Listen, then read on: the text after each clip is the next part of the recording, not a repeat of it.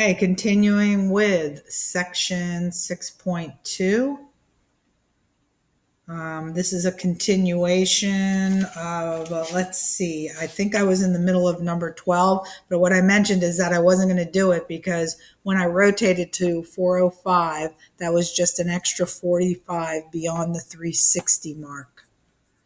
So I ended up with the same kind of triangle in the same quadrant as number 11 and made the comment. I don't know if I got cut off at that point.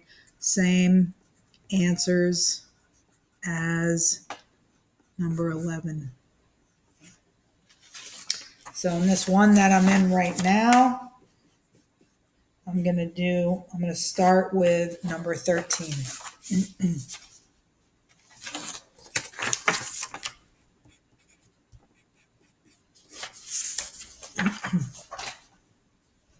So in number 13, they give you this telling you to rotate to 5 pi over 2.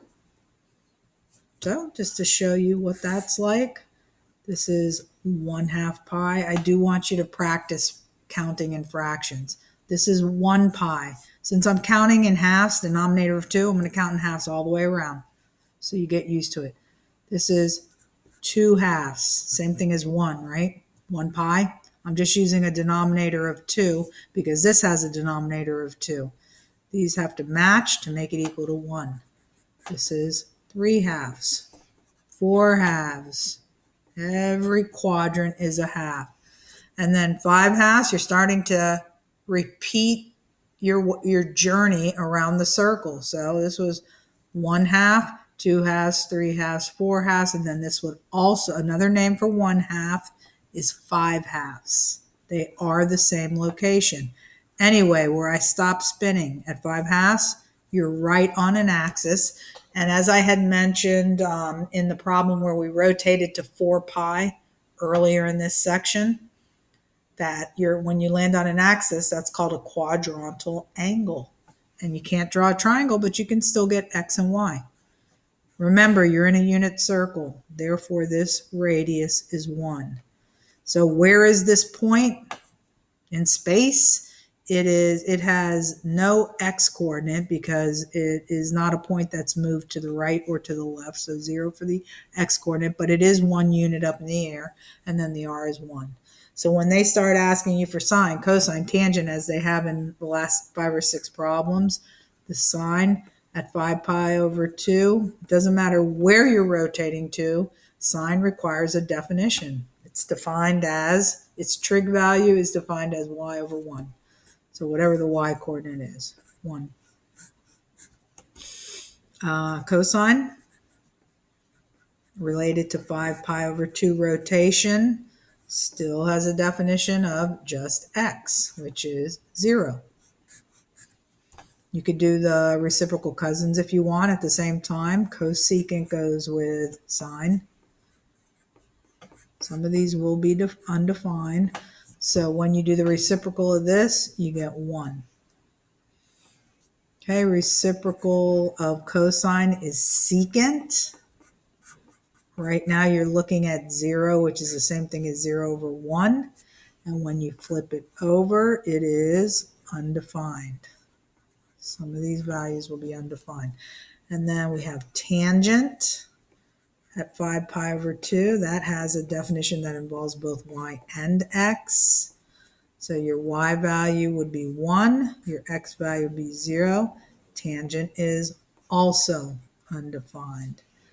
And then reciprocal partner, cotangent.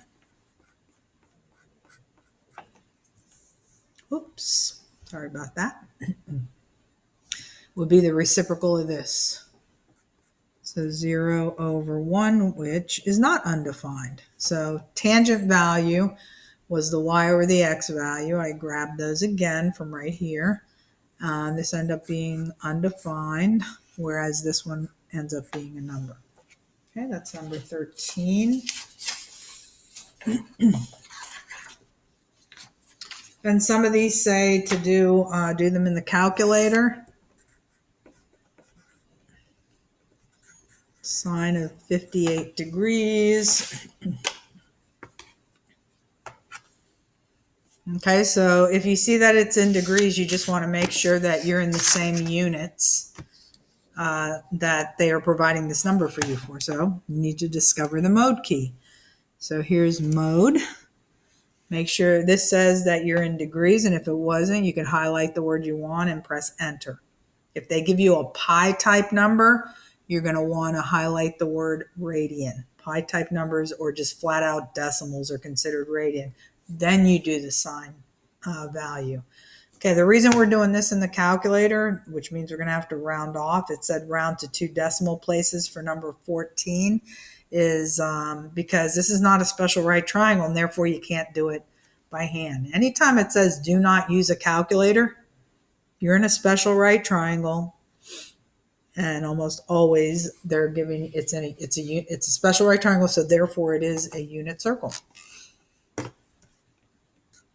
Okay, so here we're just going to go, let's quit out of here without erasing any of these choices. Second, quit.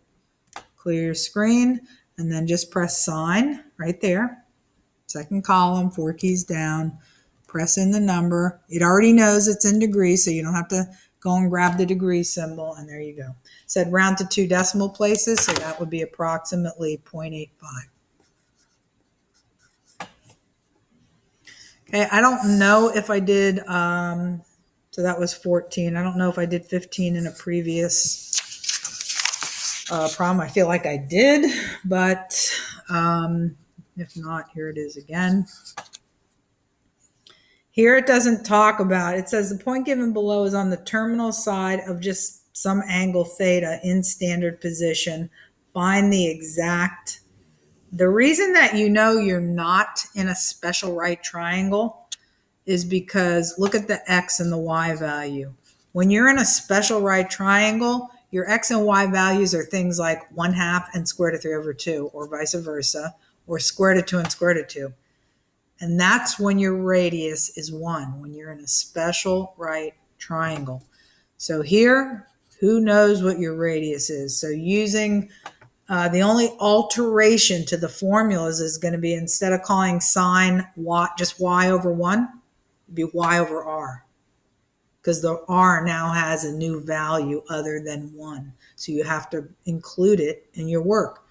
And when you do cosine, instead of it just being defined as x over 1, it's x over r. The 1 gets replaced by this new r value. So first let's find the r value. This is the x, this is the y. Pythagorean theorem was given on the first page and repeated on another page, the second page. It's just legs squared plus legs squared. X and y represent the legs when you're in a right triangle. And then the hypotenuse is the r squared. So go and take your 12 squared and your -9 squared. You get 144 for this. You get 81 for that. Put those together. You get 225. And then square root, so that you're just reporting the r value, which is 15. Okay, so now we know that r is 15. And again, in this problem, you've been asked to get sine, cosine, tangent. I don't know if I need to get all of these for you. So like I said, they said theta, they're just arbitrarily calling the angle at the center of the circle theta. You don't have to really draw it because you already have all the values. Otherwise, I would tell you to develop the triangle and get the values that go around the triangle so you'd have an x, a y, and an r. Okay, so now sine, instead of just being y over 1, it's y over r. Okay, so that would be the y value over the r value. Reduce it. 3 goes into the top 3 times and into the bottom 5 times. Don't forget that negative. And then if you want to go ahead and get the reciprocal cousin, just because you're on secant, they don't ask for them in this order, but you can put them in order yourself. So just flip it over and you have that. Next one, cosine. But instead of just x, as it would be called, x over 1, if you were in a special right triangle, now it's x over r. Instead of x over 1, x over r. My x value is 12. My r value is 15. 3 goes into the top. 4 times, 3 goes into the bottom 5 times. And if you want to go ahead and get the reciprocal cousin, that would be secant. Flip that over, and you would get 5/4. Running out of real estate here. Okay, so that's 1, 2, 3, 4 trig values. We have tan and cotan left to go. So my y is, I guess I should write definitions out because you are trying to learn them and memorize them. So that's the definition. Y is -9. The x is 12. You're going to reduce it. 3 goes into the top 3 times. 3 goes into the bottom 4 times with that negative. And then cotan is the reciprocal of tan. And you can flip this over. Okay.